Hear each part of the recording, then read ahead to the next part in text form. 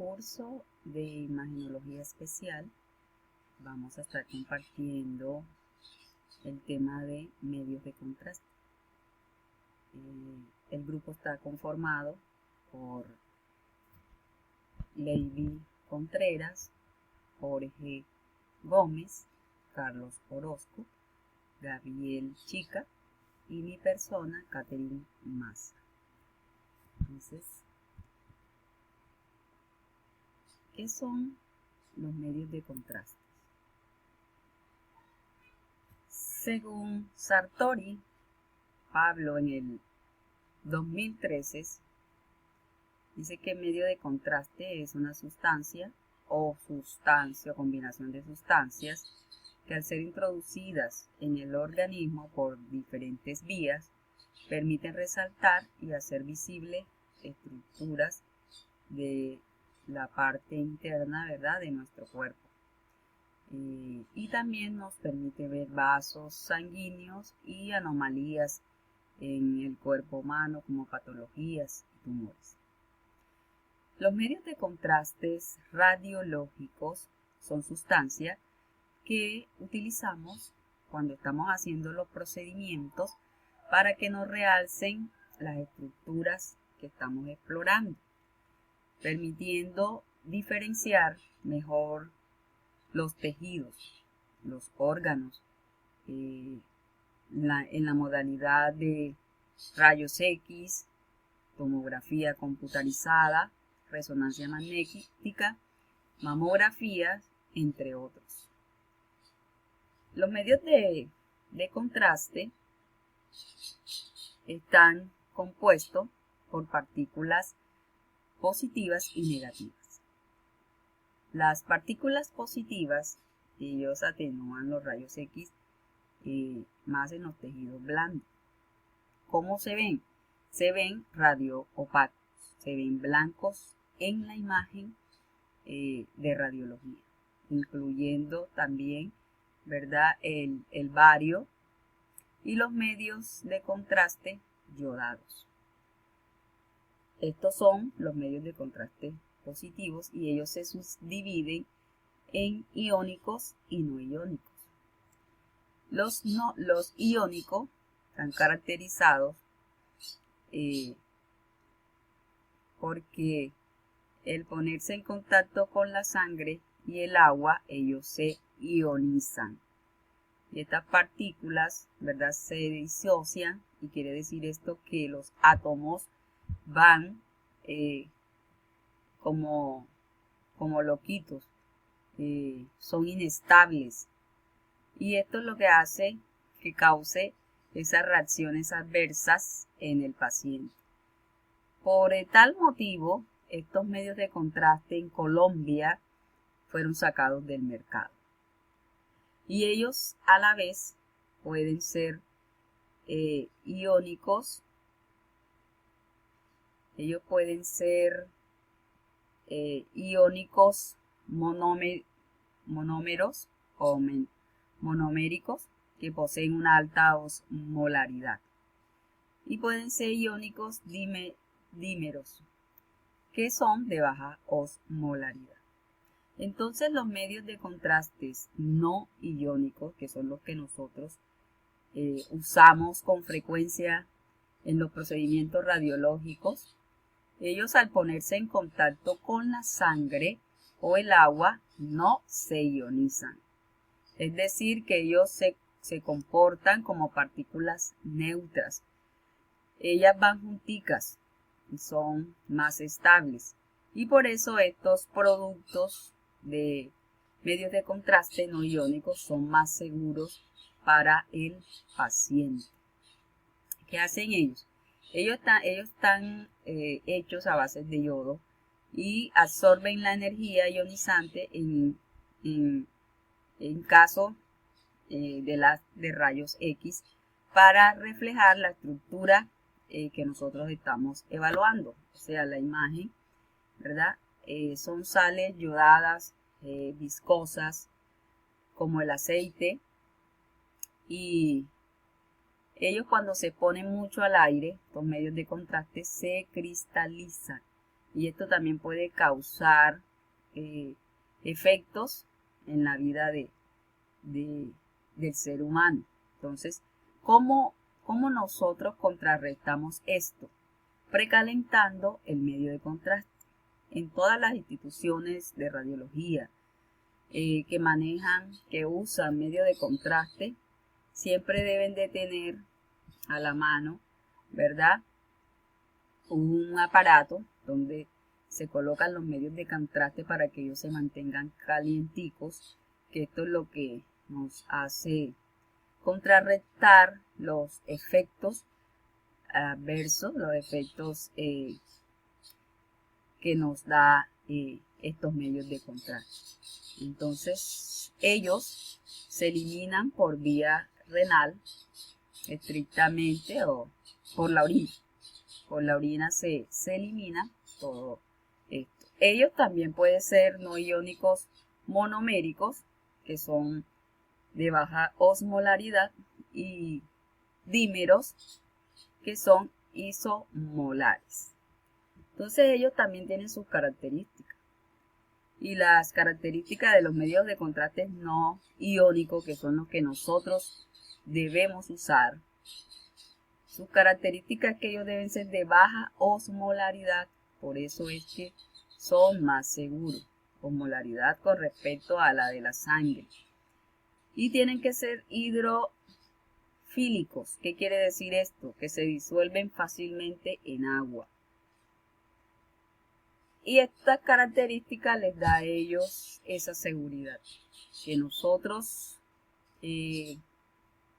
como profesionales en el tema, ¿verdad?, nos sentimos pues respaldados por esto. Entonces, tenemos también que los medios de contraste no iónicos tienen sus vías de administración, y los cuales son, aquí tengo unos ejemplos, ¿verdad?, de cuáles son esos medios de contraste que nosotros podemos usar en radiología, y uno de ellos es el bario o sulfato de bario, más conocido como el sulfato de bario. Este sulfato de bario es utilizado en radiología, ¿verdad? Tiene su uso oral. Ahora viene así en un frasquito blanco, un frasquito como suspensión, o hay veces viene con el polvo para que uno le introduzca el agua, lo revuelva y pues se lo da al paciente. Es usado para hacer series esofágico, gastroduodenal, tránsito esofágico, tránsito intestinal. Y el transrectal, ¿verdad?, que es el que usamos para hacer colon por enema. Este viene en forma de polvo o también puede venir en forma de suspensión en unas bolsas grandes que tiene su manguera, y al final tiene su cánula, que es por donde se le va a introducir al paciente por el ano. Entonces, también encontramos los contrastes yodados, que los usamos para hacer urografía, cistografía, colecistografía, uretrografía, uretrocistografía, histerosalpingografía, procedimientos de TAT, ¿verdad?, como cerebro cuando los hacemos contrastados, cuello, tórax, abdomen. Estos pueden ser administrados por vía oral como el abdomen. Tenemos un ejemplo, GastroBiot, ¿verdad?, que se da para que vaya resaltando allí algunos órganos. Y su vía de administración es endovenosa o intravenosa, más conocida por la vena. Esa es su vía de administración. Y estos se eliminan por la orina, estos medios de contraste. Entonces, también encontramos el gadolínio en magnesio, que son los que son usados en resonancia magnética para hacer cerebro, cuello, tórax, abdomen, los miembros que requieran medios de contraste. y su administración también es endovenosa. Los otros medios de contraste, ¿verdad?, son los negativos. Entre ellos encontramos el aire normal, y el dióxido de carbono, que son los medios de contraste que usamos negativos. Estos medios de contraste tienen sus reacciones adversas. Y toda reacción adversa se define como un efecto que aparece cuando administramos un medio de contraste, y estos pueden ser leves, como náuseas y vómitos; moderados, como urticarias en la piel, edemas en la faringe; y graves, como el edema pulmonar o paro. Entonces, en conclusión, los medios de contrastes ideales son aquellos que tienen una osmolaridad con la menor cantidad de efectos adversos. Entonces, muchas gracias.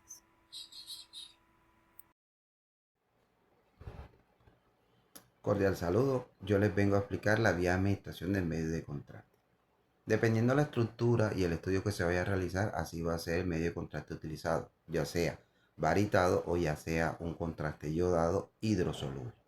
Las vías de administración de medios de contraste para los estudios son vía oral, vía rectal, vía intravenosa, vía intraarticular, vía intraarterial, vía genitourinaria y vía intracaniculares. En cuanto a la función renal, creatinina y tasa de filtración glomerular, tenemos que la función renal es la función que realiza los riñones con la filtración de la sangre, la eliminación por medio de la orina. La creatinina es un examen de laboratorio que se realiza para verificar la cantidad de sangre que hay en la orina. Y la tasa de filtración es una cuantificación a la función renal. Quiere decir, la tasa de filtración se mide con un examen de creatinina. También se toma el sexo del paciente, peso del paciente y hasta la raza del paciente. Esta tasa de filtración lo que nos indica nos da unos valores los cuales nos dicen si es riesgoso o no riesgoso aplicar medio de contraste al paciente. Nos arroja riesgo bajo, riesgo intermedio y riesgo alto. Muchísimas gracias. Buenos días, mi nombre es Carlos Andrés Orozco Guzmán y estoy estudiando radiología e imágenes diagnósticas. Vengo a explicarles dosis de medio de contraste. La dosis de medio de contraste varía según el tipo de exámenes y las características del paciente. Una dosificación adecuada es fundamental para obtener imágenes de calidad sin comprometer la salud renal del paciente.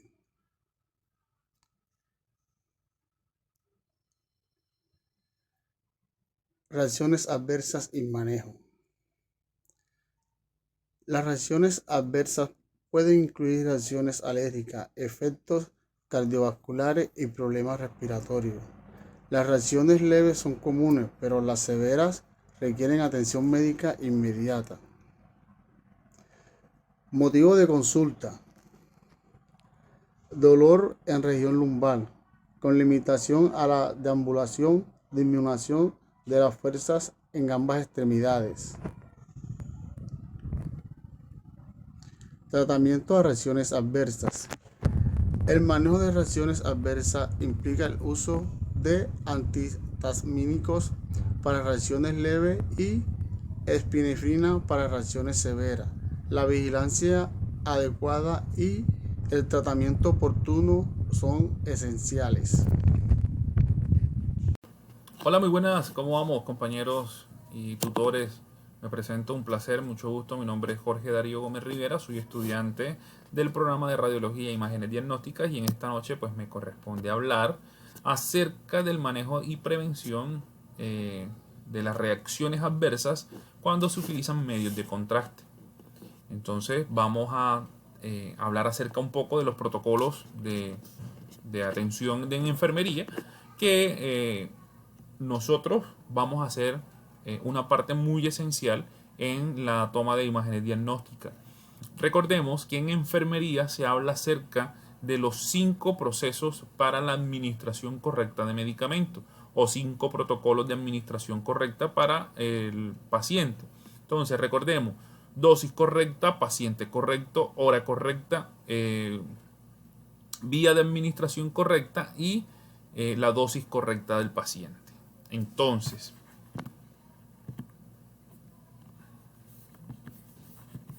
ya entonces entrando un poco en materia, vamos a hablar acerca de que vamos a encontrar unas reacciones leves al tratamiento y vamos a encontrar unas reacciones en reacciones adversas un poco más agudas.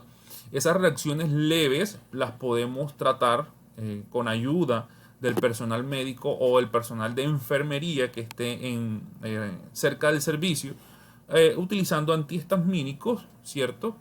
Que su reacción antihistamínica va a hacer bloquear la acción de la reacción adversa o la reacción que está produciendo ese efecto negativo en el paciente, ¿cierto? Entonces, ¿qué va a actuar? Va a aliviar los síntomas como la urticaria, que sería la comezón, ¿cierto? Que va a sentir el paciente.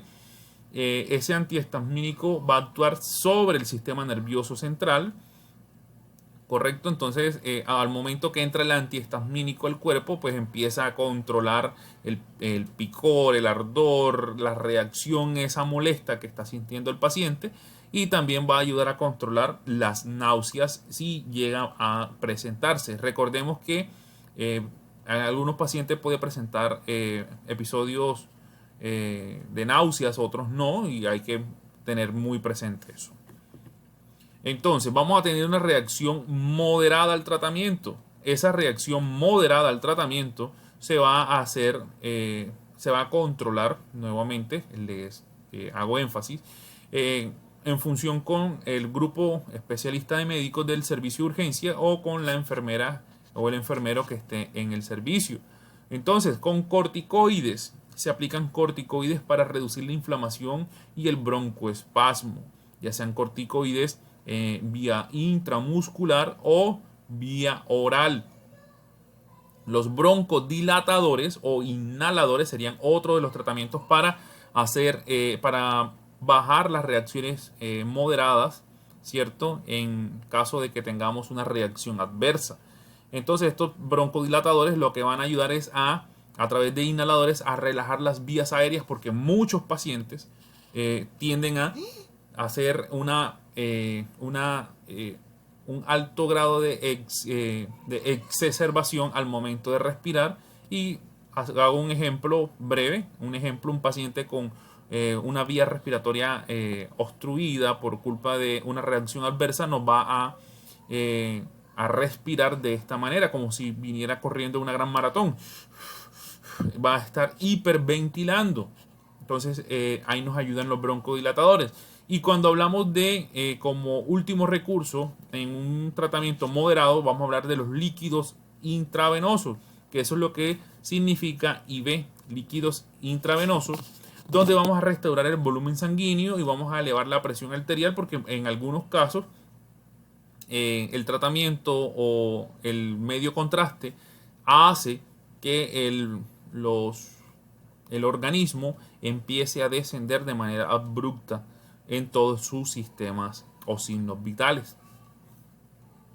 El siguiente tratamiento para cuando tenemos un caso ya muy grave, vamos a hablar acerca de la anafilaxis o el tratamiento urgente en caso de que tenemos un paciente que entró en un paro cardiopulmorrespiratorio. Y recordemos que siempre debemos tener presente que tenemos que tener a nuestra mano los médicos o enfermeras en caso de que esto llegue a suceder. Ahora bien, nosotros como personal del área de imágenes diagnósticas debemos comentarle al paciente los riesgos asociados acerca del tratamiento, el pro y los contra. Entonces, como tratamiento urgente, en caso de que el efecto adverso haya escalado a último recurso, en sala de urgencia es muy común escuchar que se le aplican epinefrina a los pacientes, que en primera línea estamos hablando de adrenalina. La epinefrina hace parte de los adrenalina. Entonces, es un fármaco de primera línea que lo que ayuda es a accionar el cuerpo de manera fuerte para ayudarlo a eliminar, ¿cierto?, el medio contraste que está ocasionando la reacción adversa. Oxígeno. Recordemos que en moderado encontrábamos a pacientes con problemas respiratorios. Aquí asegurarle la vía aérea, una oxigenación y una saturación precisa y al nivel es sumamente importante. Los líquidos intravenosos van a mantener la presión arterial, el volumen sanguíneo y que el paciente no se nos vaya a descompensar. Y los antihistamínicos, ya sean intravenosos, vía oral o intramuscular, nos van a ayudar muchísimo para el tratamiento. A ver. Medidas preventivas. Vamos a prevenir y vamos a preguntarle a nuestro paciente si nos trae consigo el examen médico que en los libros nos habla de que debe tener una creatinina con unos niveles moderados para poder realizar o aplicar medios contraste. El paciente debe venir hidratado, que es fundamental para proteger los riñones. Debemos tener una nefropatía o medidas preventivas para proteger la nefrona, en este caso los riñones. Entonces esto es fundamental. Y por último, antioxidantes para proteger las células renales. Estos antioxidantes pues ya son tratamientos enviados directamente por los médicos tratantes, pero nosotros como profesionales del área de imágenes diagnósticas debemos preguntar y debemos tener en presente que el paciente debe venir siempre en compañía de un familiar, explicarle los riesgos al familiar y al paciente y preguntarle al paciente que si cumplió los protocolos para poderse realizar el examen a realizar. Ahora, condiciones claves: la hipersensibilidad, insuficiencia renal grave. Esto son consecuencias que van a tener las contraindicaciones que vamos a poseer o que vamos a informarle al paciente. Hipersensibilidad, aumento riesgo de reacciones graves cuando tenemos un paciente que es hipersensible. Una insuficiencia renal cuando tenemos un paciente que de base tiene una enfermedad renal aguda. Y hipotiroidismo para los pacientes que no están controlando su hipertiroidismo y nosotros vamos a aplicar medio contraste y esto nos va a producir una exacerbación de producción hormonal excesiva. Entonces debemos preguntarle a nuestro paciente si sufre de alguna enfermedad de base, si está tomando algún tipo de medicamento, si alguno de estos medicamentos están asociados o pueden producir efectos adversos. Otras indicaciones: la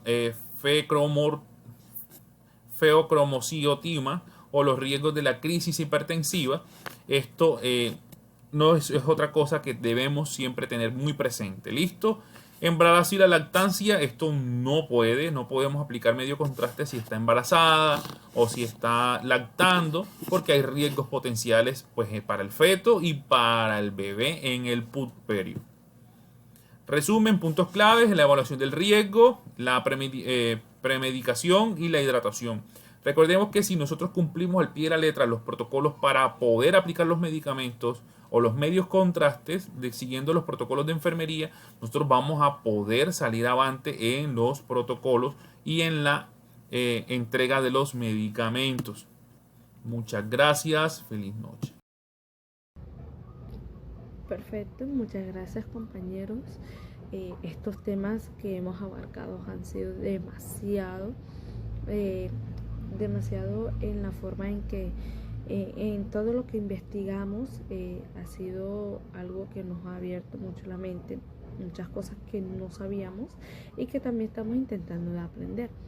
Vale, en este caso yo le voy a hablar sobre la extravasación de medio de contraste y su tratamiento, así como también les estaré hablando sobre el consentimiento informado para una administración de medios de contraste correcta. ¿Vale? Entonces pasemos a nuestra a nuestra presentación.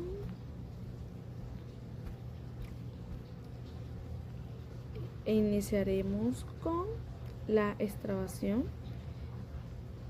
en medio de contrastes y el tratamiento correcto.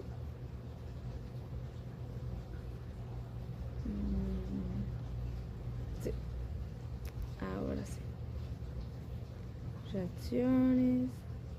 Bueno, tratamientos a reacciones adversas, ¿vale? Aquí tenemos que nos señala que el manejo de reacciones adversas implica el uso de anticitativos.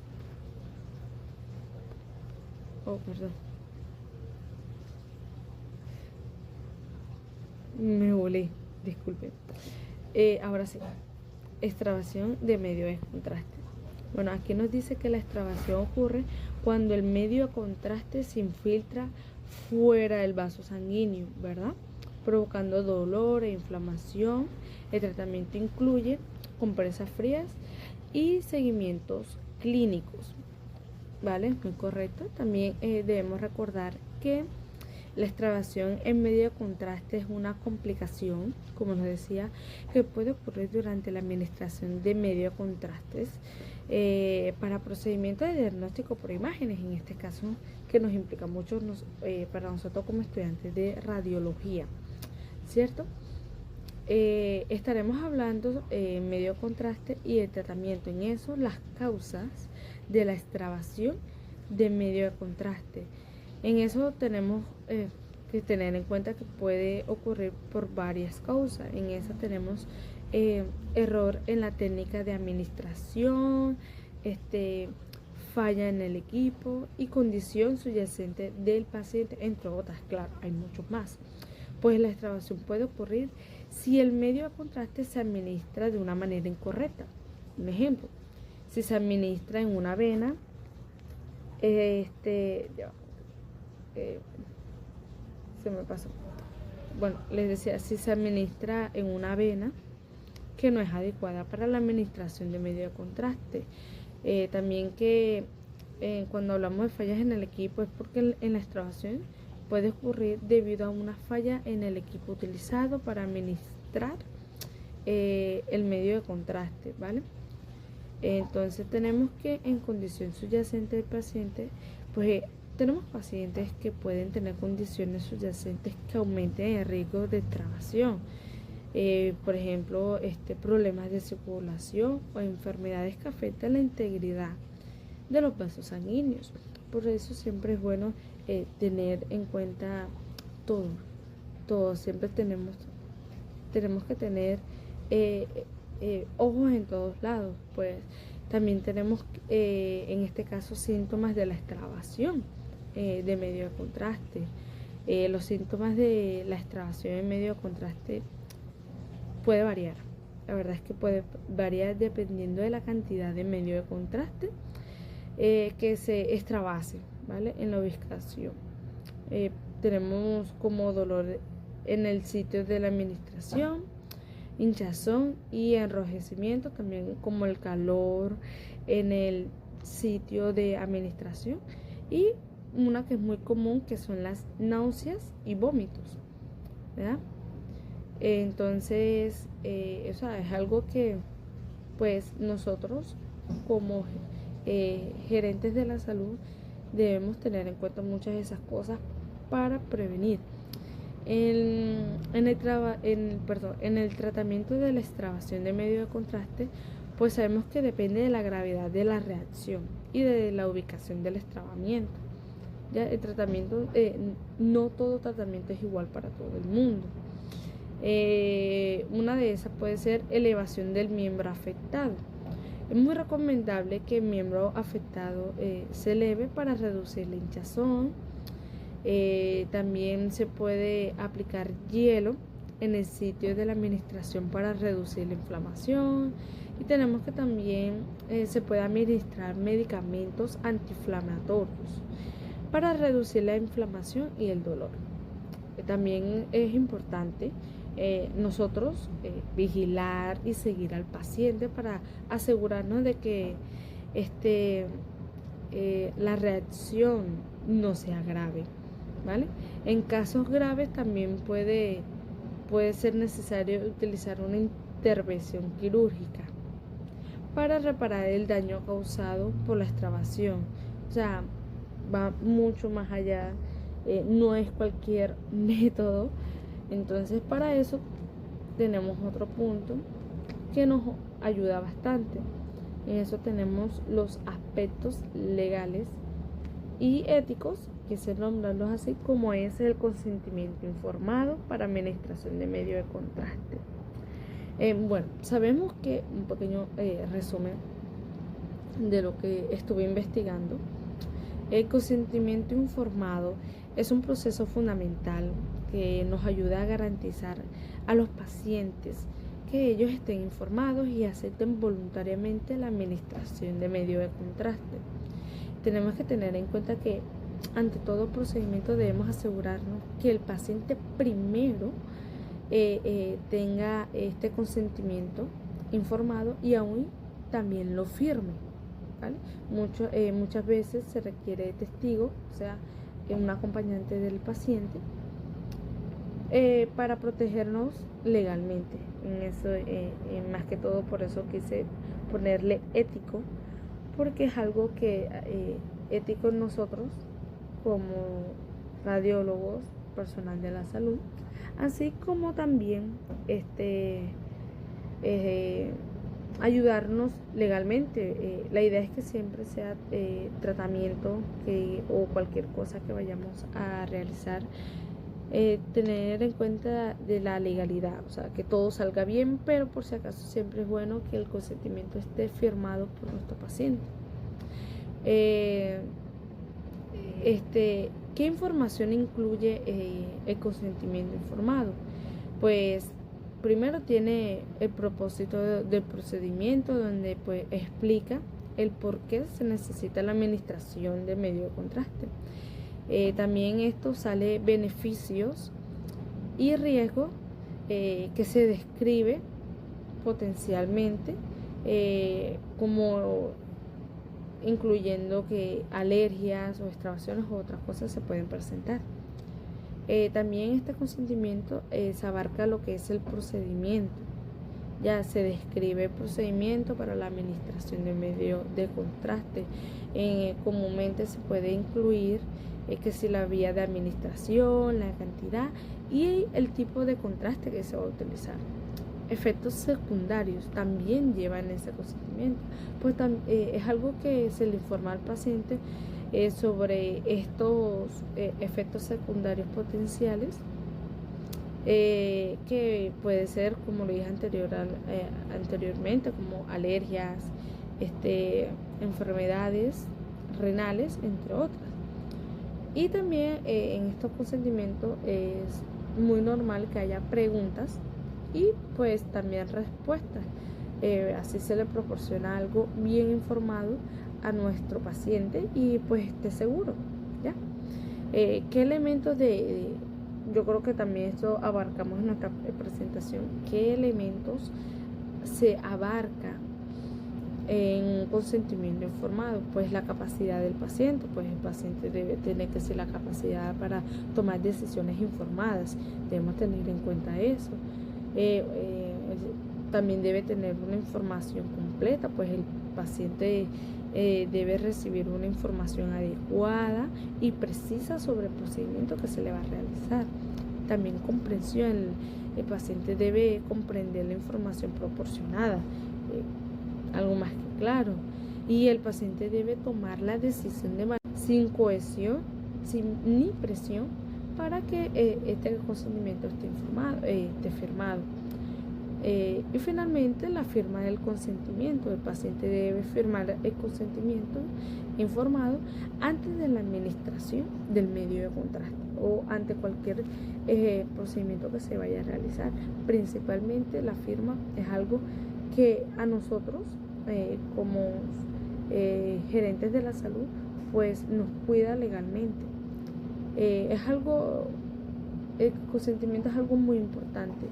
Pues primero está el respeto a la autonomía del paciente, tenemos la protección del paciente y la transparencia y confianza que le estamos que estamos tomando y también le estamos proyectando a nuestro paciente, ¿vale?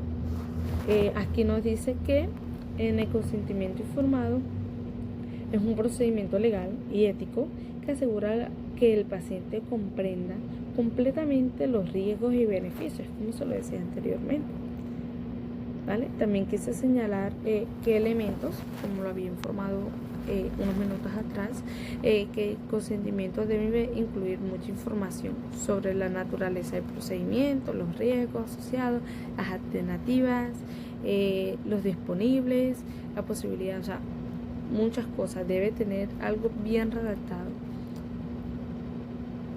Documentos del consentimiento. Tenemos que toda la información relacionada con el consentimiento debe estar documentada adecuadamente en el historial médico del paciente. ¿Para qué es esto? Pues esto protege tanto al paciente como al personal de la salud en caso de algún inconveniente que se presente posteriormente al tratamiento realizado. Derechos del paciente. Pues el paciente tiene el derecho de ser informado completamente, con toda la claridad, sobre los medios de contraste que se le administrará, y debe decir si quiere proceder o no. Esto incluye entender los posibles efectos secundarios, que les expliqué también, y la necesidad de los contrastes en sus exámenes, ¿vale? Esto es más que claro. Esto fue nuestra presentación para nuestro tema de medio de contraste. Espero y hayamos sido lo más claro y lo más transparente posible. Y pues muchas gracias por su atención.